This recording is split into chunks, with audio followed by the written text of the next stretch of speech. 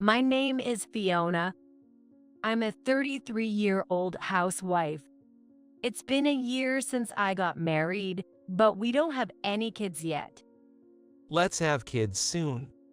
My husband, Tyler, loves children and was very eager from the start of our marriage. But we haven't been able to have a baby. Maybe you should get checked out at a hospital. Tyler told me so, and I went to the gynecologist. After many tests, the doctor told me there's nothing wrong. Just when I felt relieved, I'm sorry. I want a divorce. he suddenly declared it. Why? There's nothing wrong with my body. I want kids soon. I can't stand the uncertainty of when it will happen with Fiona. I was speechless. We've only been married for a year. It's proven I can have children, so can't you wait a bit longer? But, Fiona, you're already 33. You'll be old by the time we wait. Actually, are you already old? I want give a young and beautiful mom to my kids. What does that mean? Does he see his wife as a child-producing machine? His words deeply wounded me, but I love Tyler. I desperately tried to prevent the divorce, but I couldn't change his mind, and we separated after just a year. I was so sad I couldn't think about anything, but as time passed, I realized Tyler's true nature. He hadn't loved me as much as I thought. He probably only saw me as a means to have children. My suspicions turned into certainty 2 years later. I heard from my friend Natalie that Tyler had a shotgun wedding with his new girlfriend. Natalie has been my best friend since college and, coincidentally, worked at the same company as Tyler. So Natalie was a mutual friend of mine and Tyler's.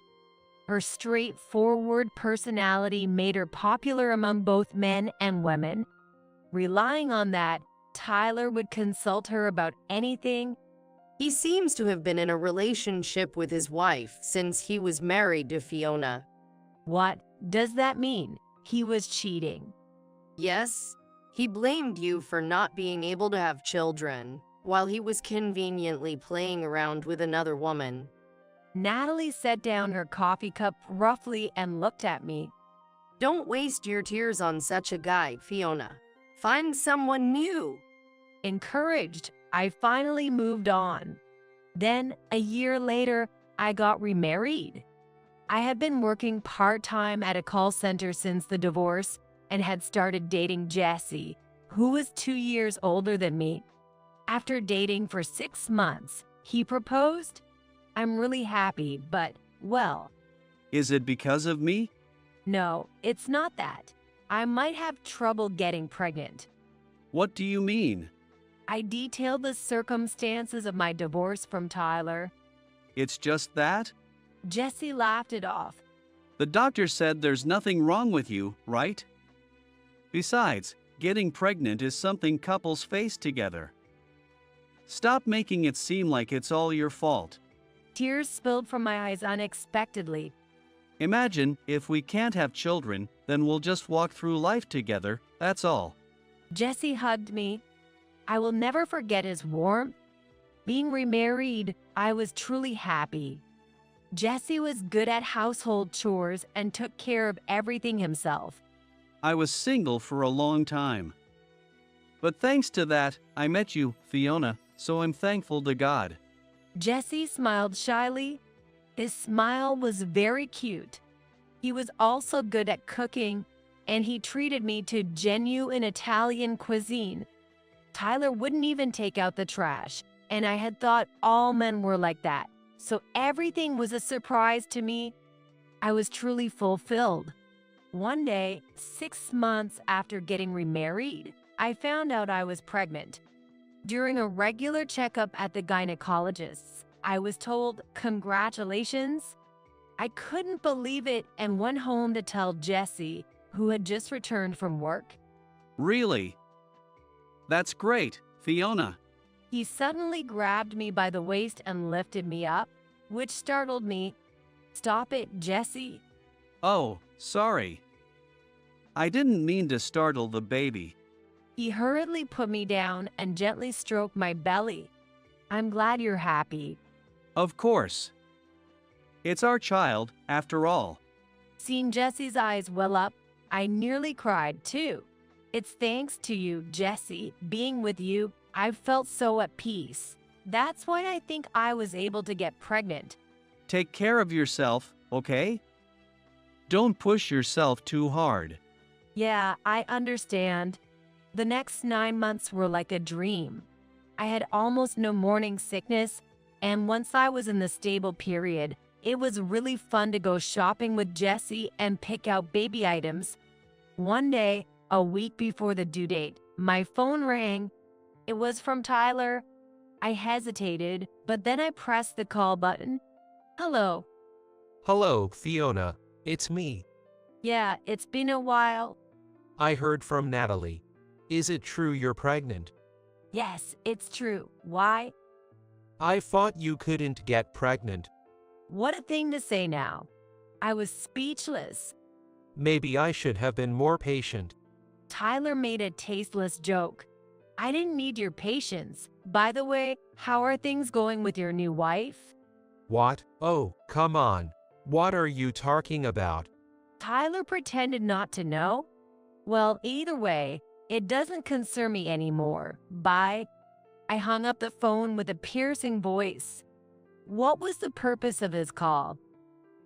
I told Jesse about it when he got home from work. It's not like we divorced out of hatred, but I feel bad calling me all of a sudden. Maybe he had a fight with his current wife? Wanted someone to vent to? It didn't seem like that. He even said something rude like maybe I should have been more patient. Maybe he wanted to congratulate you on your pregnancy. No way, you're too kind. Jesse chuckled. He really is a sweet person. With Jesse being so nice, I felt silly for being upset and switched the topic to our baby. Our baby is a girl. The doctor told us at the last checkup. We talked about her name every day. Jesse's eyes sparkled with joy. I can't wait to meet her. It won't be long now. Exactly 1 week later, our baby was born. We named her Olivia. Thank you. I'm so grateful. Jesse, holding Olivia, tearfully thanked me over and over. After coming home from the hospital, I've been battling with childcare. Of course, Jesse helped, but we're both clueless and keep making mistakes. It would be nice if we had grandparents to rely on. We can't help it. Both our parents live far away. You should have gone back to your parents' home, Fiona. It's fine. No matter how hard it is, I want to be here with Jesse and Olivia. Despite many sleepless nights due to the baby crying, just seeing Olivia's face soothes me. 3 months passed, and by the time we started mixing formula and breast milk, we finally began to sleep more comfortably. One day, Natalie came over with a gift to celebrate the birth. Wow, she is so cute. Looking at Olivia sleeping in the crib, Natalie exclaimed softly, Congratulations, Fiona. "Thank you. I'm glad you could come. I meant to come sooner. I know you're busy with work, so I'm just happy you could make it." Natalie brought some cake and coffee, and we sat facing each other. As we talked about Olivia, Natalie brewed a second cup of coffee. Then she started, I know you're at the peak of happiness, Fiona, but I need to tell you something. Will you listen? "What is it? You're being so formal." Yeah, it's about Tyler. He had a child quickly with his current wife, right? So, he thought the infertility issue was you. Of course, he would think that. But he reconsidered after hearing you got pregnant. He wondered if there might be something wrong with him. I was more puzzled by Tyler than anything else. Tyler has a child, doesn't he? What's the issue? He accused his wife of cheating, saying, It's not my child. Who is the father of this child? That man is an idiot. Natalie was utterly appalled. What? That's too much of a leap, isn't it? When he consulted me, I thought he was a real fool. So Tyler was seriously troubled by this? Seems like it. Still, Natalie comforted Tyler. Guess what he said then? A leopard can't change its spots. I can't trust anyone. Does he understand what he's saying? It's ridiculous how he can say such things, disregarding his own behavior. Both Natalie and I were appalled. His wife was furious. They had a huge fight, and she went back to her parents' house. That figures. He came crying to me, "What should I do?" But I yelled back at him to see if I knew. Imagining Tyler getting scolded by Natalie made me laugh again. Anyway, that's the mess Tyler's in. I'm just worried he might say something unnecessary to you, Fiona. It's okay. He's no longer relevant to me. Yeah, but he's not acting normal. Seeing Natalie genuinely worried, I thought to myself how kind she really is. I'll block Tyler's calls. That's a good idea. I'll tell him not to contact you. Just then, we heard Olivia waking up from her nap. I stood up and picked her up. Can I hold her? Natalie reached out her arms. As we both soothed Olivia, Tyler's issues completely slipped from my mind. A month passed, and I was busy with childcare. There was no contact from Tyler. However, Tyler's wife suddenly showed up with their child. She had gotten our address from his mother. I had given his parents our address just in case they needed it. Emma, Tyler's wife, appeared to be in her 20s, a young and pretty woman with striking large eyes. Her nearly 2-year-old son, Mike, looked just like her. We sat across from each other on the sofa. Mike was playfully entertaining my daughter, lying down. Sorry for the sudden visit. I just really needed to apologize to you, Fiona. Emma started. Apologize? Yes. I was dating Tyler without knowing he was married. I'm truly sorry for everything that happened. I was honestly taken aback by her apology. It's a bit late for apologies. You came all this way just to say that? No, that's not all. We've decided to get a divorce. What, you and Tyler? Yes.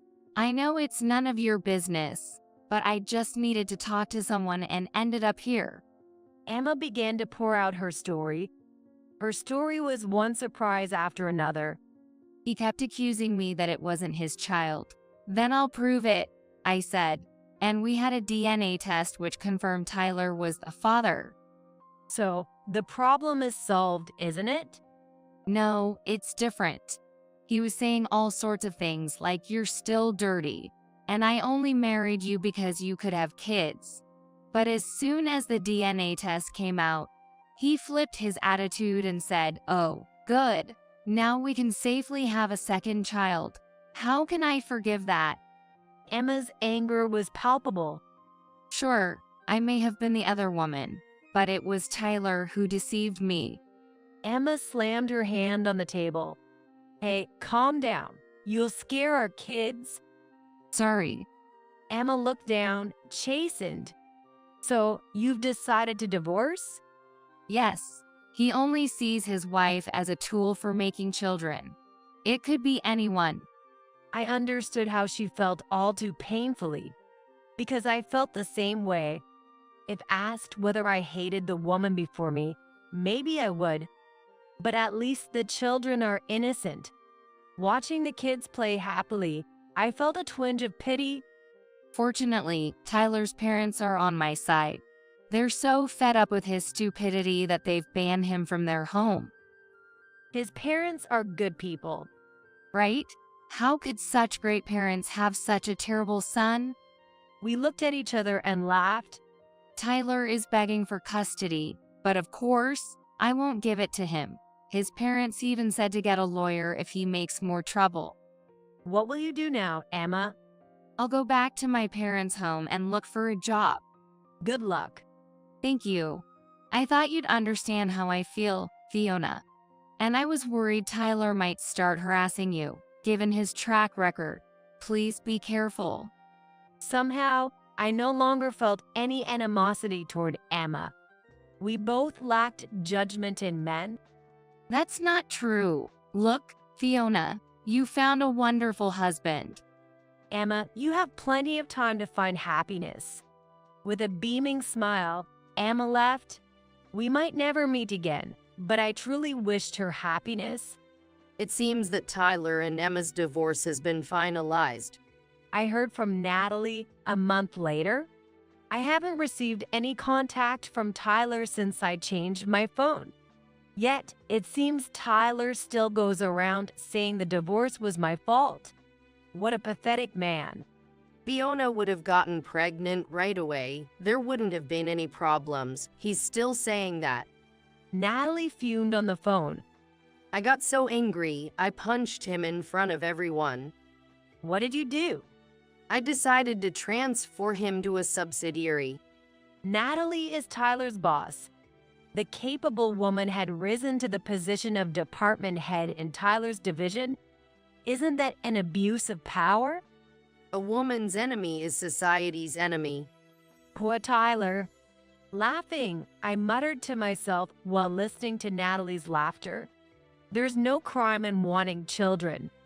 But a man who sees women only as tools for childbearing doesn't deserve to live in this world.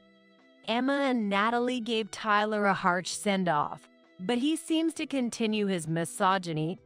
He's trying to flirt with women at his new post and getting what he deserves. It seems a fool doesn't learn until he dies.